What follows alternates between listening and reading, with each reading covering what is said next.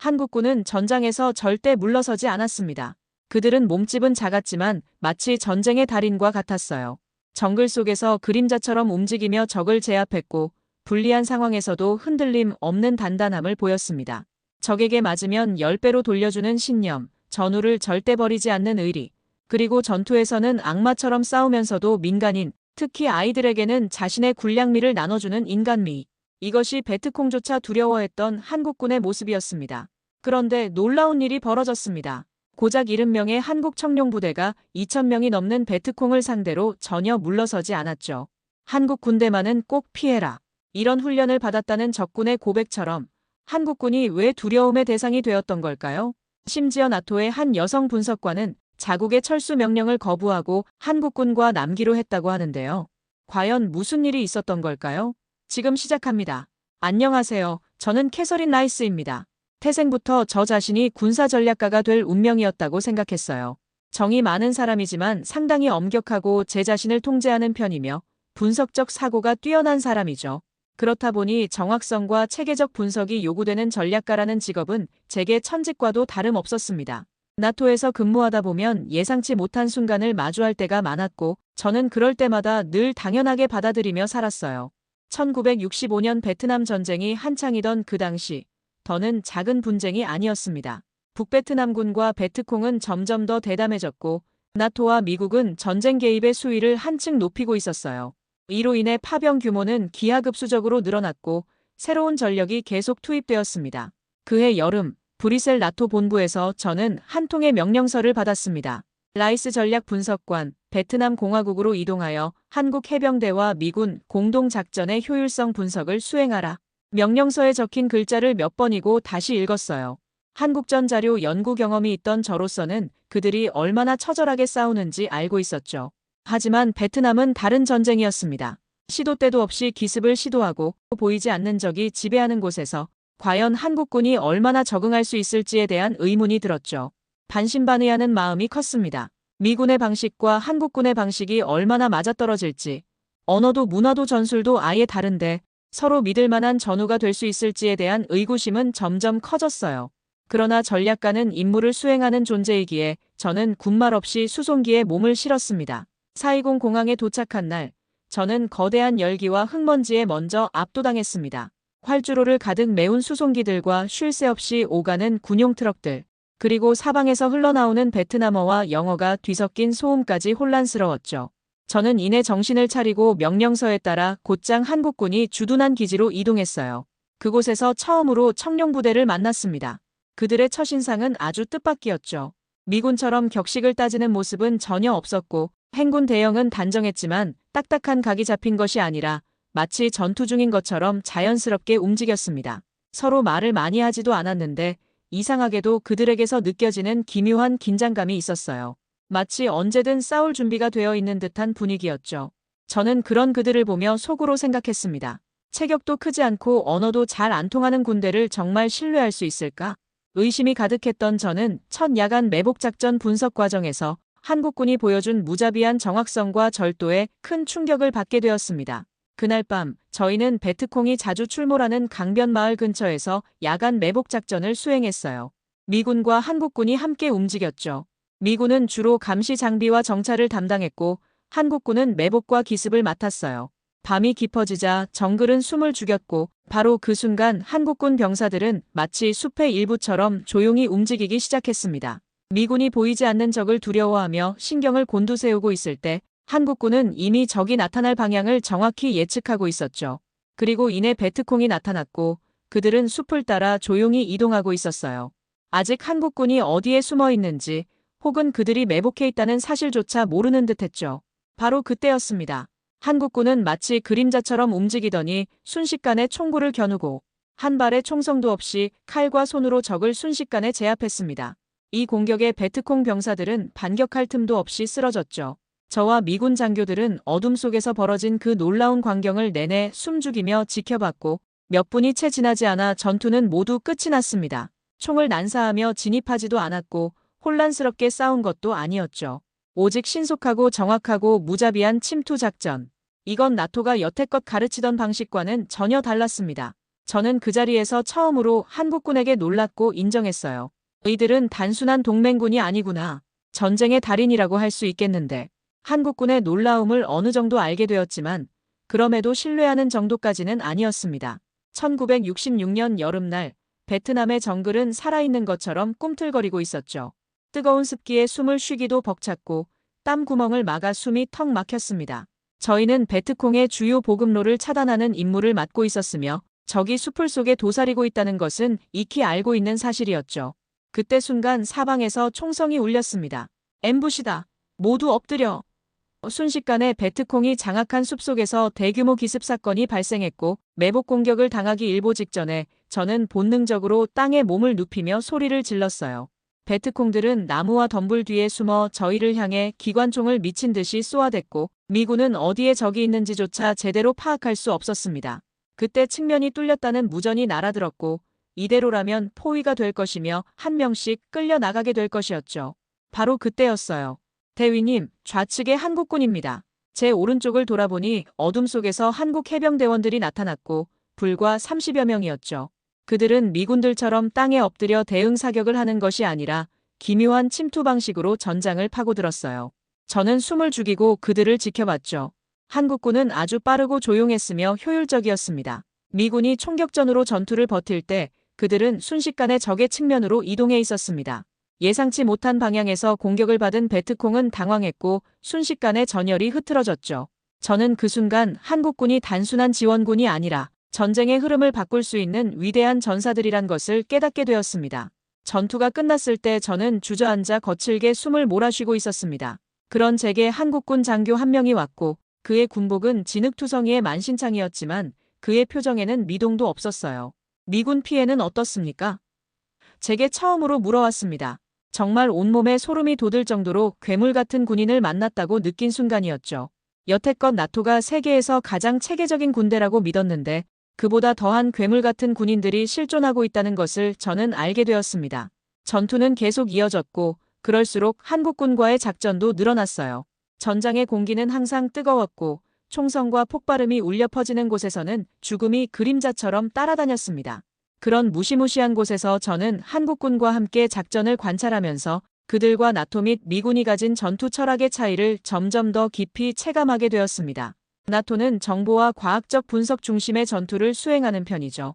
저희는 철저하게 정보와 지원에 의존하곤 합니다. 정찰기가 적의 위치를 파악하면 해병과 공군이 선제 공격을 퍼부었고 헬리콥터와 장갑차로 병력을 신속히 이동시켜요. 모든 작전은 아주 세밀하게 계획되었고 전략적 후퇴 또한 중요한 전술이었죠. 여기서 전투가 불리하면 병력을 재정비하고 다시 공격하는 것이 바로 저희 나토의 방식입니다. 저는 이런 나토의 방식이 아주 합리적이고 강력한 전술이라고 굳게 믿고 있었어요. 탄탄한 전술 전략이 있기에 세계 최강의 군사동맹이라 생각했죠. 그러나 한국 해병들은 나토와는 전혀 다른 방식으로 싸우고 있었습니다. 그들은 물러서는 법이 아예 없었어요. 한국군들은 전투에서 기다리는 것을 아주 싫어했고 저희 나토처럼 공중 지원을 요청하거나 폭격을 기다리는 대신에 즉각적인 침투와 직접적인 응징을 선택하곤 했죠. 저는 그들이 적의 위치를 알아낼 때까지 기다리는 모습을 단 한 번도 본 적이 없었습니다. 오히려 한국군들은 적이 있는 곳을 늘 찾아 들어갔고 먼저 발견하는 쪽이 이긴다고 늘 말했죠. 실제로 한국군 장교가 늘 제게 하던 말이었습니다. 한국군들은 길없는 숲을 가르고 늪을 건너뛰며 적의 기척이 있는 곳을 아주 정밀하게 파고들었어요. 총성이 울리면 나토 요원들은 몸을 낮추고 엄폐를 찾았지만 한국군은 오히려 그 순간 적을 향해 신속하고 정확하게 달려들었습니다. 저는 처음에 이런 한국군들의 모습이 아주 무모하다고 생각했어요. 그러나 시간이 지나면서 깨닫게 되었습니다. 그것은 무모함이 아니라 전투에 대한 철저한 신념이라는 사실을 말이죠. 맞으면 반드시 돌려줘야 해. 한 대 맞으면 10대를 돌려줘야 하는 거지. 이것이 바로 한국 해병들의 방식이자 사고였습니다. 작전이 거듭될수록 저는 한국군들의 전투 방식뿐 아니라 태도까지 존경하게 되었어요. 한국군은 전장에서 서로를 절대 버리지 않는 아주 단단한 의리가 있었죠. 나토도 단결이라는 정신을 가지고 있었지만 한국군의 전후에는 그것과는 또 다른 차원의 것이었습니다. 한 번은 미군이 베트콩 진지 근처에서 야간 매복 작전을 수행하고 있을 때였죠. 한국군 소대가 먼저 전진하다가 베트콩의 부비트랩에 걸려 한 병사가 다리를 크게 다쳤습니다. 당황한 상태였지만 더 큰 피해를 막기 위해 총성이 울리지 않도록 최대한 조용히 철수하는 것이 상식적인 선택이었죠. 그러나 한국군은 다친 병사를 두고 가지 않았습니다. 우린 같이 왔으니 같이 가야 합니다. 한국군은 베트콩이 도사리고 있는 어둠 속에서 다친 동료를 부축하며 움직였고 저와 미군 장교들은 그들을 엄호하기 시작했어요. 그렇게 다친 동료와 함께 무사히 복귀를 했고 저는 그날 밤 한국군이 단순한 동맹군이 아니라 진짜 전우라고 생각하기 시작했습니다. 그때부터였을까요? 저는 어느 순간부터 나토의 방식과 한국군의 방식을 비교하기 시작했습니다. 나토는 압도적인 기술력과 정보력을 가졌으나 베트남의 밀림 속에서는 그 모든 것이 항상 통하는 것은 아니었죠. 그러나 한국군은 뛰어난 장비 없이도 싸웠고 한없이 불리한 상황에서도 결코 흔들리지 않는 단단한 모습을 보였습니다. 1967년 2월 베트남 짜빈동. 저는 이날을 평생 잊지 못하고 있죠. 저희들 눈에 보였던 적의 수는 무려 2,000여 명이었고 저희들은 고작 70명이었습니다. 2,000여 명의 적이 몰려오는 모습을 봤을 때 정말 혼란에 빠졌죠. 이내 나토 사령부는 긴급 철수 명령을 내리며 불가능한 싸움이라 판단했습니다. 그러나 제 옆에 있던 한국군 해병들은 전혀 다른 모습이었고 불타는 의지가 보였어요. 우린 끝까지 간다 할 수 있다. 그들은 한치의 흔들림도 없어 보였고 그 모습에 저는 많이 놀랐습니다. 전투는 시작되었고 베트콩은 사방에서 밀려왔어요. 나토 사령부는 즉시 철수하라는 명령을 반복했지만 끝까지 간다는 한국군의 굳은 의지 속에 나토 분석관이었던 저는 선택해야 했어요. 물론 나토의 명령을 따르는 것이 제 임무였지만 그 순간에 저는 단순히 분석관이 아니라 전우로서 결정을 내렸습니다. 저는 철수를 거부했고 한국군과 함께 남기로 결정했죠. 저희들은 한 발짝도 물러서지 않았고 총탄이 떨어지면 우리는 총검을 들었습니다. 베트콩이 바짝 붙어오면 맨손으로 싸우며 버텨냈죠. 한국군은 결코 도망가지 않았고 적에게 절대 등을 보이지 않았습니다. 한국군은 그들이 만든 방어선을 꿋꿋하게 지키고 버텨냈어요. 그들이 만든 방어선은 마치 강철 장벽 같았고 저는 그들과 함께 그 장벽의 일부가 되었습니다. 전투는 무려 5시간 동안 계속되었고 놀랍게도 5시간의 백병전 끝에 전세를 뒤집고 저희들은 승리를 했죠. 2,000여 명의 적들은 고작 70명인 저희를 뚫지 못했고 되려 2,000여 명의 적 중 수백여 명이 전사를 했으며 나머지는 도망쳤습니다. 저는 그 순간 깨닫게 되었어요. 전우란 무엇인지, 전쟁에서 가장 중요한 것은 무엇인지를 말이죠. 저는 그날 한국군과 함께 싸우면서 분석가가 아닌 전우로서의 제 자신을 발견하게 되었고 그것은 제 인생을 바꿔놓게 되었습니다. 베트남에는 나토조차 꺼리는 지역이 있었습니다. 특히 베트콩의 활동이 극심한 그 이름도 무시무시한 죽음의 계곡 같은 곳은 아주 위험했죠. 나토 정찰대가 들어가면 10명 중 2~3명은 돌아오지 못했어요. 그만큼 베트콩은 교활했고 정글을 완벽하게 장악하고 있었습니다. 그러나 한국군은 완전히 달랐습니다. 어느 날은 한국군 장교와 대화를 나누게 되었고 그는 제게 이런 말을 했어요. 나토가 피하는 지역이 있다면서요? 죽음의 계곡이라고 들었는데 저희는 거기에 들어갈 겁니다. 그 말을 들은 저는 아주 황당했고 왜 굳이 그런 위험을 감수하냐고 재차 물었습니다. 그러자 그는 아주 당차게 제게 말했어요. 우리는 나토와 다릅니다. 베트콩이 우리를 두려워하도록 만들어야지 우리가 그들을 피하면 안 됩니다. 저희는 결코 도망치지 않습니다. 결코 도망치지 않는다는 한국군의 전투 철학이 다시금 느껴지던 순간이었죠. 그로부터 몇 주 후 우리는 베트콩 포로 몇 명을 붙잡는 데 성공했습니다. 포로가 된 베트콩이 자백하며 아주 놀라운 말을 해줬죠.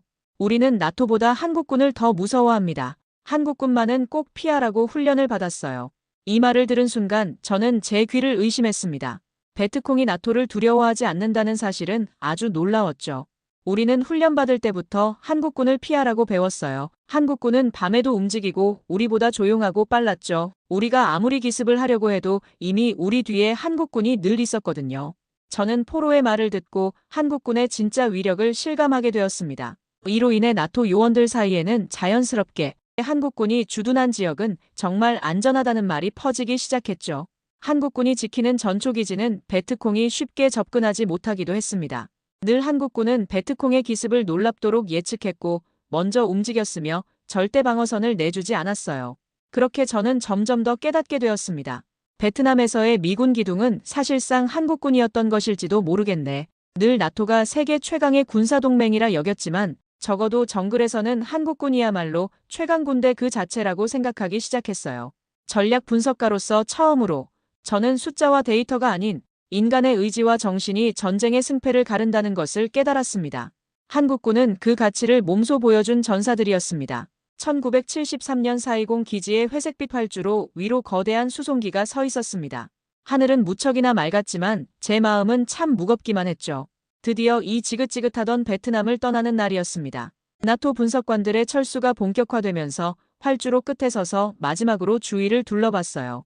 전쟁의 먼지와 피로 얼룩졌던 땅, 수많은 밤을 한국 전우들과 함께했던 정글, 격렬한 전투의 순간들과 조용한 작전 준비의 새벽들, 그리고 한국군과 함께한 잊지 못한 날들을 전부 이곳에 남겨두고 저는 수송기 쪽으로 걸어갔죠.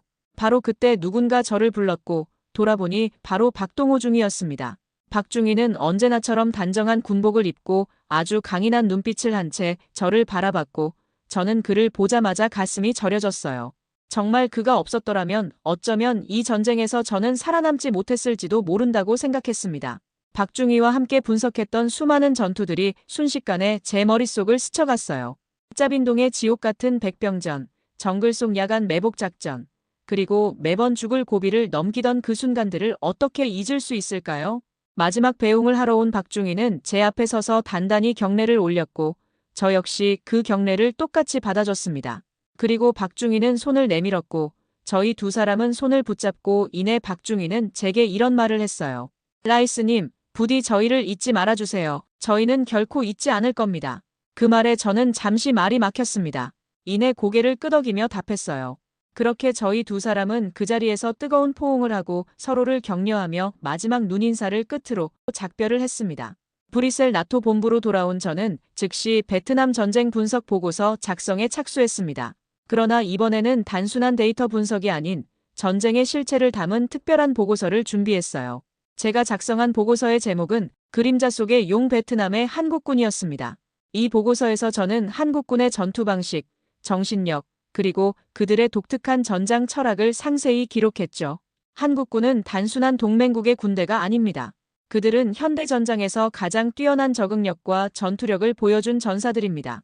그들의 먼저 간다, 후퇴하지 않는다, 전우를 버리지 않는다라는 철학은 나토가 심각하게 고려하고 배워야 할 귀중한 교훈입니다. 제 보고서는 나토 고위 지휘부에 큰 충격을 주었습니다.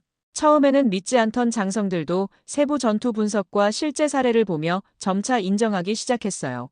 놀랍게도 제 보고서는 나토 내부 교범으로 채택되었고 한국식 전투 철학은 특수작전 훈련에 반영되기 시작했습니다. 1975년 저는 박중희의 부고 소식을 들었습니다. 그는 베트남에서 부상을 입고 돌아간 후 오랜 투병 끝에 세상을 떠났다고 했어요. 그 소식을 들은 저는 즉시 한국을 방문했습니다. 서울 국립현충원에서 박중희의 묘를 찾아 묵념을 올리며 제가 준비해간 나토의 최고 훈장을 그의 묘비 앞에 조용히 놓았습니다. 박동호 중위님, 당신이 보여준 용기와 지혜는 이제 나토의 교범이 되었습니다. 당신과 한국군이 보여준 전사의 정신은 결코 잊히지 않을 것입니다. 당신은 단순한 군인이 아니라 진정한 전사였습니다. 현재 저는 나토 군사 아카데미에서 비정규전과 전투 철학이라는 과목을 가르치고 있습니다. 매 강의마다 베트남에서의 한국군 이야기를 빼놓지 않고 전합니다. 젊은 장교들은 한국군의 전설적인 이야기에 항상 큰 감명을 받곤 하죠. 세계 최강의 군대가 되고 싶다면 한국군처럼 싸우는 법을 배워야 합니다. 제 사무실 벽에는 청룡부대 깃발이 자랑스럽게 걸려 있습니다. 그리고 그 옆에는 박중희와 찍은 흑백 사진 한 장이 있죠.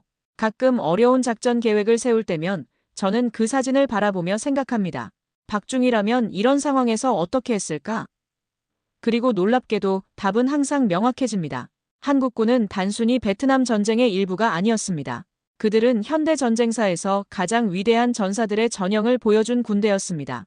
저는 제 생애에서 가장 영광스러운 순간으로 그들과 함께 싸웠던 날들을 꼽습니다. 세계가 한국의 경제 기적에 놀라워할 때 저는 항상 말합니다. 그건 놀라운 일이 아닙니다. 그들의 군인 정신을 본다면 한국이 이루지 못할 일은 없으니까요. 자, 오늘의 사연은 여기까지입니다. 한국은 작지만 그 자그만해 세상을 움직이는 따뜻함이 있습니다. 그 따뜻함을 잊지 않고 살아가는 우리가 바로 한국인입니다. 오늘 이야기가 여러분께도 작지만 깊은 울림이 되었길 바랍니다. 여러분은 언제 한국인으로서 가장 자랑스러우셨나요?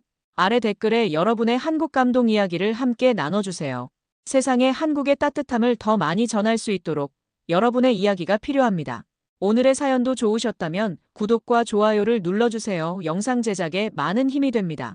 그럼 내일 더 좋은 영상으로 다시 돌아오겠습니다. 감사합니다.